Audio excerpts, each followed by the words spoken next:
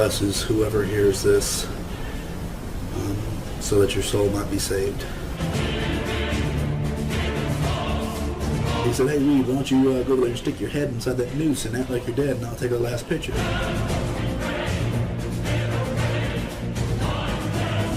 He grabbed the knot and slammed it down around my throat. So I immediately, just shocked, I just stood up, and I turned and faced my body, which was hanging from that noose. My other foot inside my foot, and I sat down just like I'm sitting now. I looked back and saw how my body was laying and how my head was positioned, so I just leaned back into my body. Lean back, and as soon as my head falls inside my head, I'm instantaneously standing up, and I'm in complete darkness. But before I could even think another thought, I was snatched up off of my feet by a very, very large demon. It played over and over in my head again. It's taking me to hell, it's taking me to hell, it's taking me to hell. Nothing I could do to stop it, nothing I could do to prevent it. And his hand was reaching down to me, and it was an angel. My hand just reached up and grabbed its hand.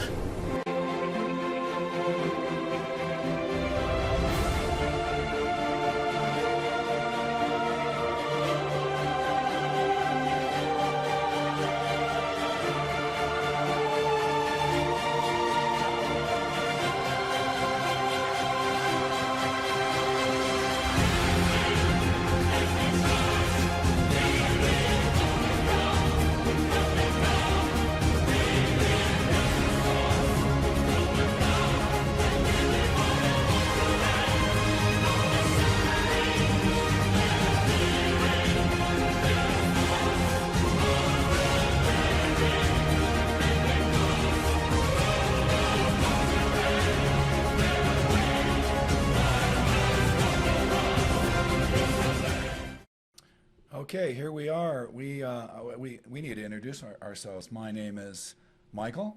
My name is David. And we are together, the Goatee brothers.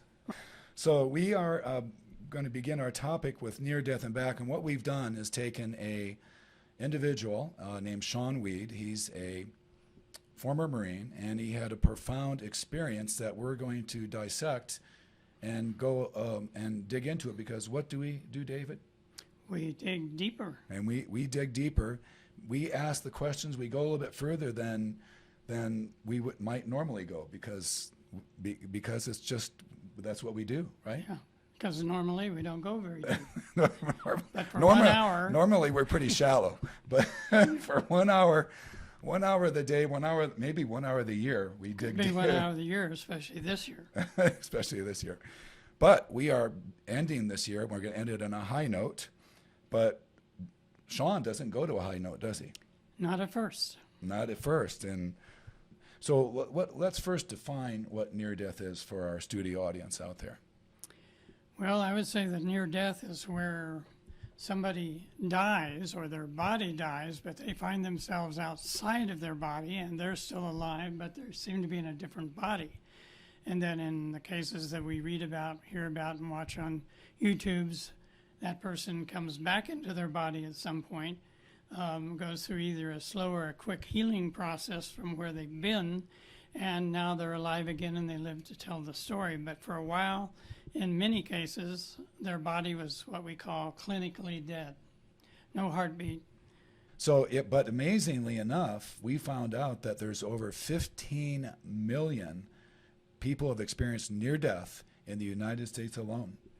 They've had 15 million near-death experiences, and so we're going to dig a little bit deeper into that. Into one, but into the broader picture at some point. Stick with us, and we'll get all 15 million of them in. It might take a while to review all 15 million. It's going to be a long program. It's going to be a long program. So let's begin here. I just want to say that the video that was taken by Shawn Weed was done a number of years ago.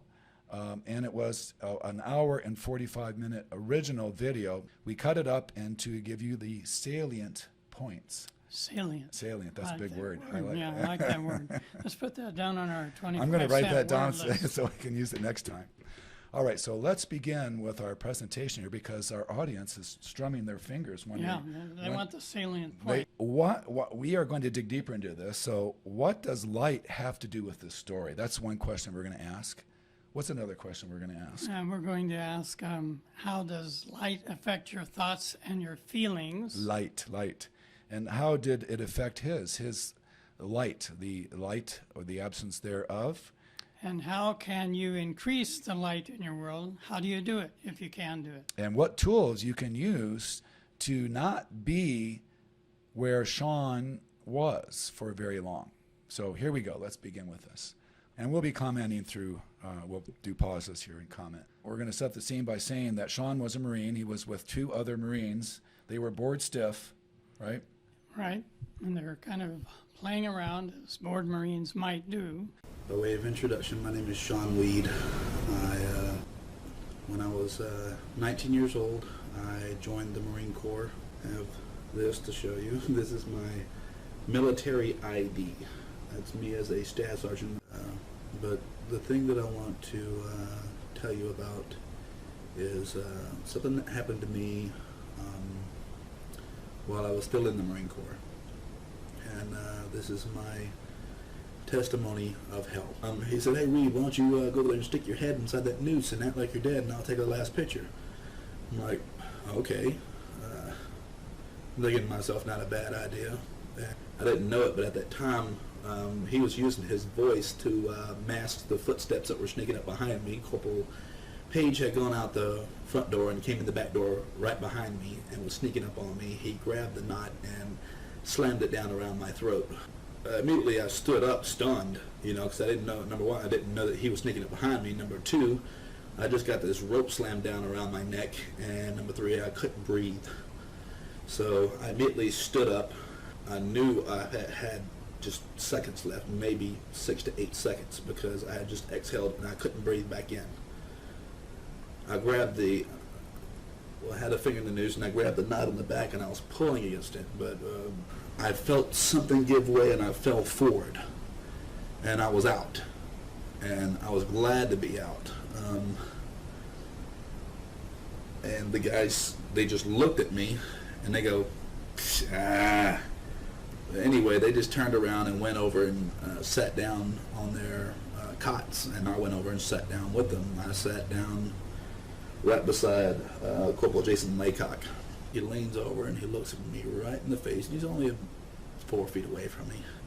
He leans over and he looks me right in the face. He goes, "I don't think he's playing." Of course, we're the only 3 in the room, so I'm just like, what's he talking about? So Jason Laycock and I turn and look back, and sure enough, there's my body hanging from the noose. So I immediately, just shocked, I just stood up, and I turned and faced my body, which was hanging from that noose roughly about 30 feet away. I walked out and I walked over closer till I was about, maybe 15 feet away so I could get a better look, and sure enough, it was definitely me. Is there any questions out there with what's going on here? They're playing around. He put his head in the noose because they were going to take a picture of it, and somebody snuck up behind and slammed the noose around his neck, and then he lost consciousness basically and tried to get himself out, couldn't breathe, and Found himself outside of his own body, which is a common thing in many near-death experiences. People talk about that, seeing their body from a far distance away, relatively far. yes. He was outside of his body, and I think he'll explain soon that he was in a different body, but still a body. Yeah, and and the interesting thing was he was sitting, after he was out of his body, he was sitting next to his buddy, and he was actually seeing what they had what he had in his lunch bag, and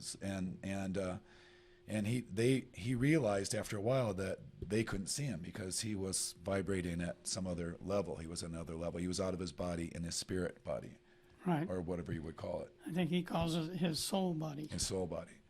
So is that like soul buddy? I don't think so. No, it's Not different. quite. Okay, let's continue here.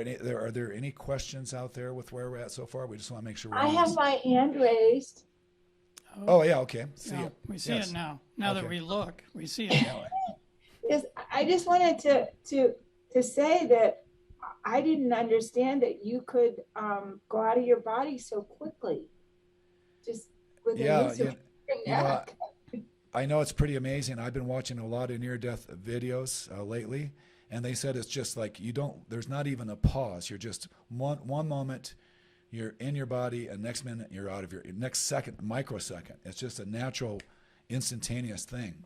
And often when it happens in a medical situation, the people are up and outside of their body and looking down and watching the people, the doctors or the paramedics work on their body. In this case with Shawn, he didn't know he didn't know he was out of his body. He didn't know until he looked back and saw it hanging there. Right. So thank you for that question, Karen. I have my hand raised. Oh yes, Geneva, go right ahead. So when you go to sleep at night or you take a nap, and you don't know anything, is that the same thing as I'm going to dying? I'm going to let our Lord of Wisdom answer that one. Well, let's call him into the room then. Yeah, right. Well, I think you do, in many cases, leave your body when that happens when you sleep at night or when you take a nap during the day or some other time. You quite likely leave your body, from what I understand, but that's a little different situation than your body dying and you sort of pop out of the body. And one thing I wanted to say is that the experience is quite different because dreams, as you know, you tend to forget. You know, you have a dream and it just kind of fades away. But these near-death experiences that people have are so vivid and so burned into their conscious, so real, that decades later, they're just like they just happened the day before. So the experience is quite a bit different. They talk about themselves being more alive, more hypersensitive, hyper alive, more than just a dream is. Okay, so we'll move on there. Thank you for those questions, but we do need to move on, don't we, brother number one? Let's move on. I'm standing there and I'm thinking to myself, how can I be there and here at the same time? I look down and I'm sure enough I'm wearing the same green t-shirt, the same brown web belt, the same camouflage pants, the same black boots. I even pulled my dog tags out and I was still wearing them. But it was when I pulled my dog tags out that I dropped them and I looked at my hand and I realized that if I stared at my hand, I could see through my hand and see the sand on the ground. And that's when I realized I was dead. And I had been dead and sitting next to my friends for 5 minutes, and then I realized they didn't even know I was there. They couldn't see me. So anyway, they drag my body over and they throw it on my rack. In the meantime, I thought, okay, well, this is my opportunity. My body's not moving around anymore. It's laying down. It's, in a stable position. I'll just lay back down into my body. And so that's pretty much what I did. I placed my foot inside of my foot and my other foot inside my foot, and I sat down just like I'm sitting now. And I looked back and saw how my body was laying and how my head was positioned, so I just leaned back into my body. And as my head went inside my head, because you got to remember, my soul was laying down into my body. So anyway, I'm leaning back, and as soon as my head falls inside my head, I'm instantaneously standing up, and I'm in complete darkness. I mean, it's a darkness that you could almost feel. I know it sounds weird, it doesn't make any sense, but that's the only way that I can put it. I mean, because this darkness had like a texture to it. And it was complete darkness. It was just solid black. And I know the first thing I thought to myself is, well, where am I, And I had no clue where I was. There's no light, no wind, no sound, nothing. And I thought to myself, there can't be nothing. I'm standing on something. So I looked down, and I'm standing on nothing. I thought to myself, well, if I was in a completely dark room, I wouldn't be able to see my hand in front of my face. How is it that I'm able to see what there's light coming from somewhere? And so I looked up, because that's where pretty much all sources of light are, whether you're inside or outside, they're above you. So I looked up and I see nothing. And that's when I realized that I was the one that was emanating the light that I was able to see with. I was glowing like a chem light, you know, those little shaped lights that you use for walking around on Halloween. I was glowing this very, very dim white light that I was able to see maybe 10 feet in a complete 360 all around me. In all directions I could see away from me because I was emanating this light, but that's how dim it was. Shawn then realizes more of where he's at. He's basically doesn't know where he's at. Doesn't know where he's at. All he can see, he can't see anything at first, and then he realizes he can see a little bit, 2 feet or so around him, and all 360 degrees. And he describes it as a dim light, and he also describes it as emanating from himself, and we'll get back to that later. So what's key to take away from what we're just talking about here is the level of light. It was he called it a dim light. It was a dim light. He is pointing out to himself and realizing himself that the light from him was dim, rather dim. It's like taking a light bulb, you know, you got these 3-way light bulbs. It wasn't on the brightest setting. Right. It was on the lowest setting. So what he needed to do is have that little chain where he can pull it again, and Go that up to the next level. And that chain could be something we talk about later.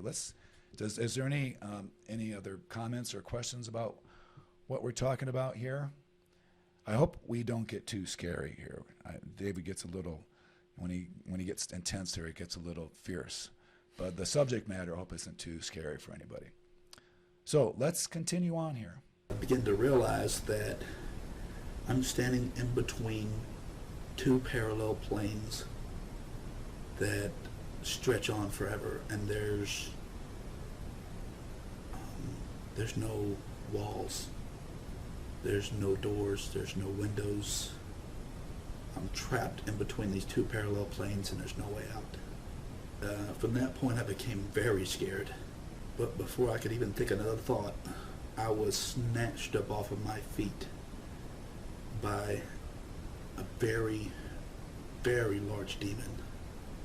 This thing had come up behind me so fast, and it caught me by complete surprise, and it was so big. And I look to my left and I see these fingers which come down to roughly the bottom of my chest. And it was even hard to look over to the side because the depth of its hand was like this. The width of its hand was like this.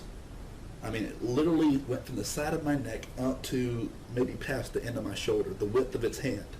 And this thing had a hold of me, and I'm looking down at these fingers, and I'm just thinking to myself, what is this that has a hold of me? And as I'm thinking this, I understand now, also in retrospect, that anything that you think in this place can be heard as if you had spoken it out loud.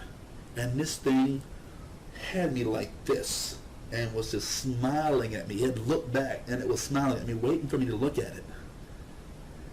And when I looked over my shoulder and up at it, it was already staring at me. And I understand now that it had heard what I was thinking and just wanted to give me a nice little shock, you know, on top of the pain that I was already experiencing. Like I said, it just picked me up and took off with me, and this thing was running. It had me by one hand, by the shoulder. It had me by the shoulder with one hand, and it was moving at a very, very fast velocity. And I looked at its face for only a second, and it was enough to scare me. From that point forward, the only way I can describe it is all hope just poured out of me. I literally felt hope and emotion as if it were a physical substance, like water in a cup just being poured out of me. I literally felt hope pour out of me, starting from the inside of my head. It just drained out of my body all the way down and right out through my feet. And once hope left me, it was like I became numb.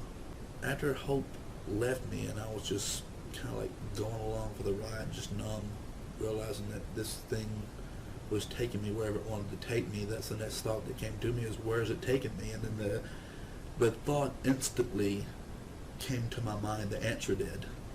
And the answer was, it's taking you to hell. How's everyone doing out there? You know, for some people, this might be kind of a scary thing. I've seen this video about 1,000 times, so I'm numb, kind of numb to the thing. But you would think about it. I was thinking while I was listening to it that it's totally dark, right? Totally black. The only thing that's emanating light is himself. And can you imagine that little light reflecting off the face of this demon? I mean, that just kind of brought it a little bit closer to me, and the chilling effect that would have. Oh, and it almost seemed like the demon found a certain amount of pleasure in Shawn's pain. Knew he was inflicting pain, and could read his thoughts, and seemed to be enjoying it in whatever perverse way he enjoyed things, this demon, as he was pulling him, or Shawn thought he was going to hell. Yeah, so the other thing that I thought was interesting, he talked about hope. Basically, he gave up. He said hope drained out from him from the top, at the inside of his head, all the way out through his feet. So he's describing hope as an energy. It's an energy. It's like a quality that is good, that is godly, the godly quality of hope, but he could just felt his entire being drained of that good quality. And so without hope, he had no hope. I mean, He literally had no hope. He had no Been hope. drained out. And it's like he was, I mean, I use the word again, hopeless. And if you're hopeless, you just give up. It was just giving up, just giving up. He had no sense that he had a power to do anything, right? Right. No sense that he had It any. is kind of interesting, and maybe it's in his retelling of the incident, but it seems like that there's a certain part of him that stayed fairly calm given the extreme nature of what he was experiencing. I mean, that is the amazing thing. Well, Genevieve, did you have a question or a comment? Well, I was just curious why he didn't use the word hopeless. He kept talking about hope, but the act of hope draining seems hopeless. And I don't know why he wasn't using the word hopeless.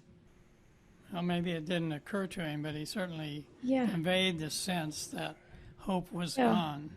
I think the way he was describing it was worse than hopeless. There Yeah. was no hope. There was zero. It was Yeah. gone. That he had no sense that he had any power to do anything. Hope drained out of. Usually if you have hope, you have some idea that something's going to save you or deliver you or make something better. He had no sense of that there was a possibility for that happening at all. Right. He seemed to be at the mercy of whatever, I can't even call it mercy, but he was in the grips of this demon, and hope had drained out from him, and he was being dragged away. So let's see what happens. Let's see what happens next.